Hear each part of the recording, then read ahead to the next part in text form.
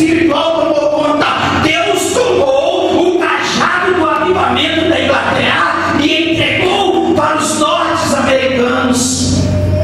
Veio a Primeira Guerra Mundial, meus irmãos, de 1814 até 1918. De 1914 a 1918, no período da Primeira Guerra Mundial, os Estados Unidos, ele estava quebrado, ele estava falido, ele não tinha nada. Então eles começaram a buscar a Deus com todo o fervor. E sabe o que aconteceu, meus irmãos? Os Estados Unidos, Deus tirou o cajado do avivamento da Inglaterra e entregou lá na mão dos norte-americanos.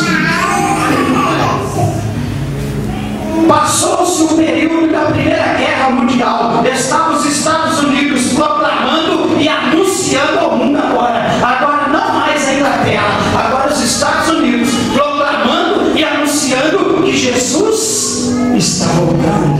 Que maravilha! Sabe o que aconteceu? 80% da população norte-americana se entregaram e se renderam aos caminhos do Senhor.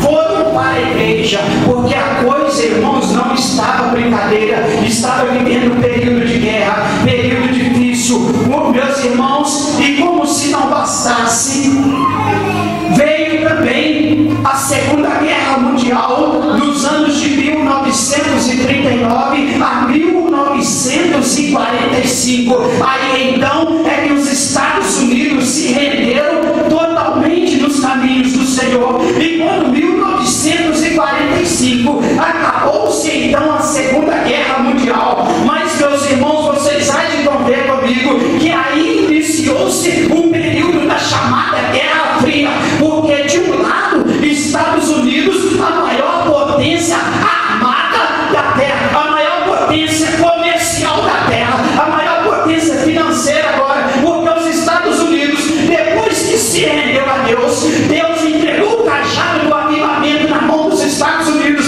Aquela nação prosperou, irmãos, aquela nação se enriqueceu, aquela nação cresceu a ponto de ser a maior potência comercial do globo terrestre. Estados Unidos, quando terminou a Segunda Guerra, com 1945 para frente, iniciou-se então o período da chamada Guerra Fria. O que é a Guerra Fria, irmãos? Vocês se lembram melhor do que eu que os Estados Unidos, a maior potência comercial, do outro lado, a União Soviética, a maior potência armada. Meus irmãos, de um lado, Estados Unidos com o capitalismo financeiro, e do outro lado, a União Soviética, que era comunista.